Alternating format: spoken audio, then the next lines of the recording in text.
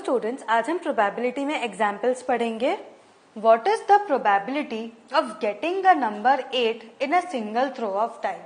अब यहाँ पे देखो क्या बोला है कि क्या प्रोबेबिलिटी है अगर 8 आने का अगर हम एक बार डाई थ्रो करते हैं. सो यहाँ से आपको लॉजिकली आंसर क्या होना चाहिए? 0. क्यों? क्योंकि डाई में कितने नंबर्स होते हैं? Up to 6, that is 1 2 3 4 5 6. So there are only 6 possible outcomes in a single throw of die, that is 1 2 3 4 5 and 6. Now since no face of the die is marked 8, so there is no outcome favorable to 8, correct? Hence that is the number of such outcomes is 0. Hence the probability of getting a number 8 is 0. So probability of getting a number 8 is equal to 0 by 6, which is equal to 0.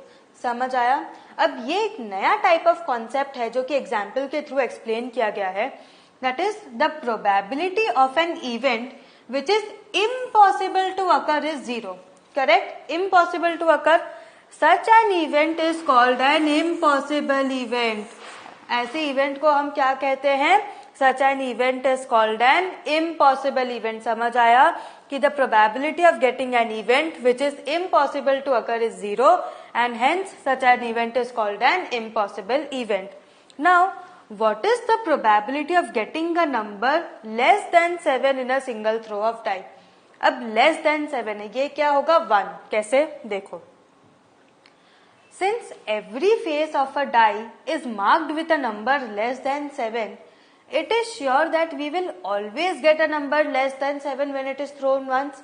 Correct? क्योंकि numbers क्या होते हैं? 1 2 3 4 5 and 6. So सारे numbers 7 से कम हैं. Equal to 7 बोला नहीं है, तो 7 से कम मतलब 6 पे end हो जाता है. So the number of favorable outcomes is the same as the number of all possible outcomes, which is 6. Very important. ठीक है?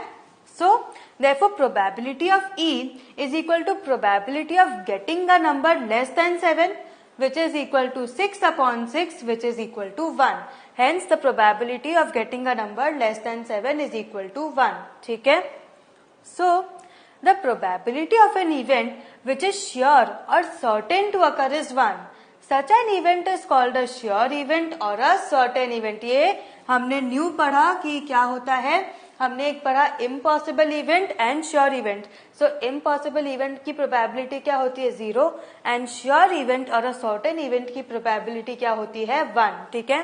Now note, from the definition of the probability P of E, the numerator, that is the number of outcomes favorable to the event E, is always less than or equal to the denominator, that is the number of all possible outcomes. समझ आया? That is 0 less than equal to P of E less than equal to 1. मतलब suppose denominator में 7 है, so numerator में numbers होंगे less than और equal to 7, greater than 7 नहीं होगा. ठीक है? क्योंकि डिनोमिनेटर क्या डिनोट कर रहा है? Total possible outcomes. उससे ज्यादा तो कुछ हो ही नहीं सकता. इसीलिए दिस इज वेरी इंपॉर्टेंट कि the numerator is, so the numerator is always less than or equal to the denominator. Hence 0 is less than equal to P of E less than equal to 1. ठीक है? Next, a deck of playing cards consists of 52 cards which are divided into 4 suits, 13 cards each. ठीक है? That is spades, hearts, diamonds and clubs. क्या है? 4 suit है और हर एक suit में कितने कार्ड्स है? 13 cards. Clubs and spades are of black color while hearts and diamonds are of red color. The cards in each suit are ace, king, queen, jack, 10, 9, 8, 7, 6, 5, 4, 3 and 2. देखो 1 2 3 4 5 6 7 8 9 10 11 12. ठीक है? Kings, queens and jacks are called the face cards. हम क्या कहते हैं? face. Clubs and spades are of black color while hearts and diamonds are of red color. Total कितने suits में total cards कितने होते हैं? 13 each. So cards in each suit are, देखो 1 2 3 4 5 6 7 8 9 10 11 12 and 13. That is ace, king, queen, jack and 10 to 2. Kings, queens and jacks are called the face cards. ठीक है? सो यहाँ देखो टोटल कार्ड्स कितने होते हैं? 52 कार्ड्स. हर एक कार्ड 13, हर एक जो आपका सूट होता है वो 13 होता है. 4 suits, clubs, spades, hearts and diamonds. ठीक है, 13 cards each. So clubs and spades are of black colour, इसीलिए ब्लैक से रिप्रेजेंट किया है हमने. And hearts and diamonds are of red colour, इसीलिए रेड से मैंने डिनोट किया है. Now king queen and jack, हर एक सूट का किंग क्वीन एंड जैक क्या वो कहलाता है, फेस कार्ड. सो एक सूट में king queen and jack total cards कितने, 3 एंड सूट्स कितने हैं, 4. सो क्या होगा, 3 into 4 that is 12. So there are total 12 face cards. समझ आया कैसे? एंड ये इंडिविजुअली कितना होता है, 13 कार्ड्स इन ईच सूट. समझ आया? समझ आया? तो अभी आप क्या करो, यहाँ पे वीडियो पॉज करो एंड ये पूरा ऐसे ही एज इट इज कॉपी करो, क्योंकि सम्स में बहुत ऐसा है, फ्रीक्वेंट है कि आप लोग क्या हो कि आप लोग भूल जाते हो कि कौन सा कैसे होता है. इसीलिए आप पहले इसको ड्रॉ करो एंड जब भी इससे रिलेटेड, कार्ड से रिलेटेड सम करोगे वो फ्लो चार्ट अपने बगल में रखना, ठीक है? So now one card is drawn from a well shuffled deck. Well shuffled का मतलब क्या होता है कि there are equally likely outcomes. ठीक है, 52 cards. Calculate the probability that the card will be an ace and will not be an ace. ठीक है, एस हमने देखा था यहाँ पे. Now well shuffling ensures equally likely outcome, अभी मैंने बोला. There are 4 assess in a deck, correct? हर एक सूट में एक एस होता है. So there are 4 aces. There are 4 aces in a deck. Let E be the event, that is the card is an ace. ठीक है? So the number of outcomes favorable to E कितना है, 4, क्योंकि 4 S होते हैं. And the number of possible outcomes कितना है, 52. Why? Because in a deck there are 52 cards. So probability क्या होगा, number of outcomes favorable to E upon number of possible outcomes. ये पूरा फॉर्मूला आप लिखोगे, आप डायरेक्टली आंसर नहीं लिखोगे. ठीक है, that will be equal to 4/52 which is equal to 1/13. ठीक है, so your probability is therefore P of E is equal to 1/13. Okay, now let F be the event, card drawn is not an ace. ठीक है, so यहाँ पे number of outcomes favourable to event क्या होगा, total number of cards में से assess निकाल दो, तो बाकी सारे कार्ड्स क्या है, cards not an S. So 52 minus 4 that is 48 and number of possible outcomes कितना है, 52. सो प्रोबेबिलिटी ऑफ एफ क्या होगा, 48/52.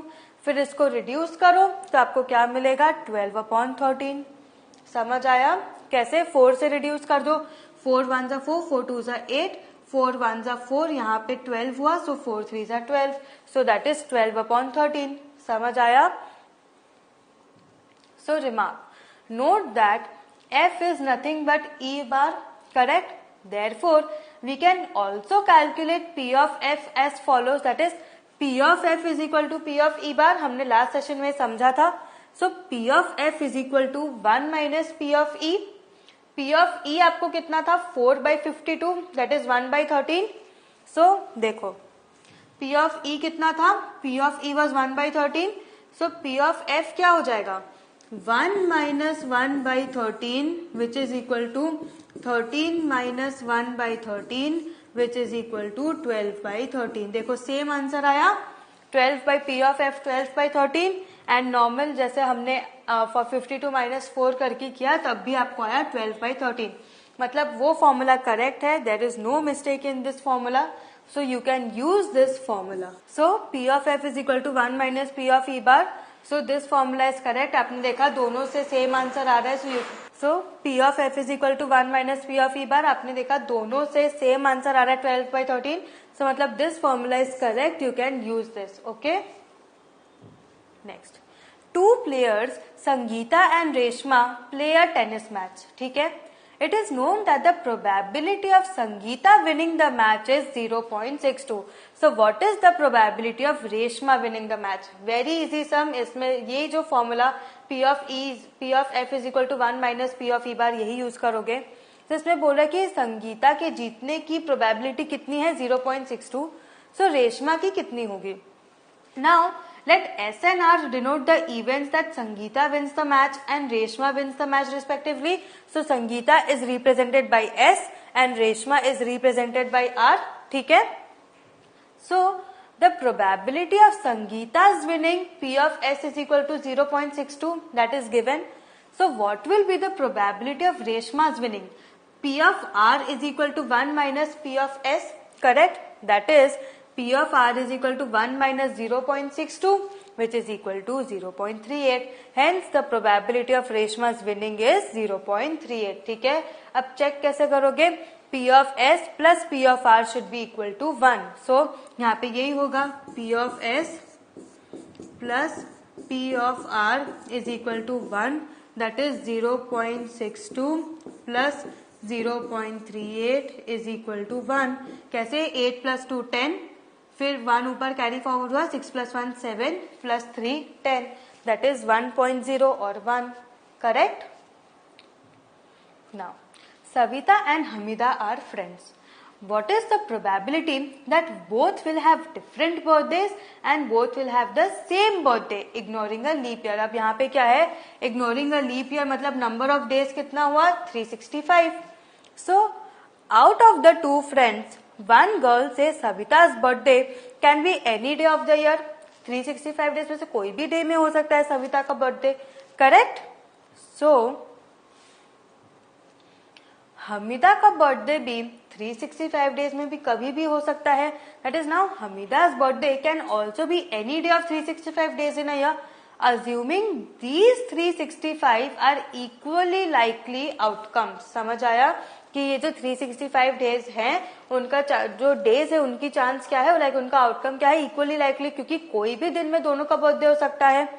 सो नाउ फर्स्ट कंडीशन क्या है आपकी क्वेश्चन, फर्स्ट सब क्वेश्चन क्या है? Both will have different birthdays.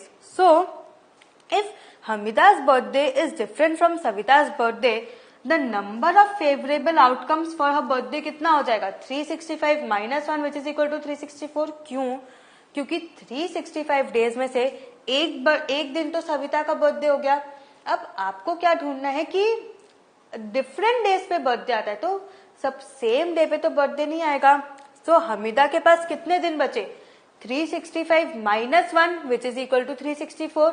So 364 days में से हमीदा का बर्थडे आएगा. So number of favourable outcomes for Hamida क्या होगा? 364 डेज. सो प्रोबेबिलिटी क्या हो जाएगी?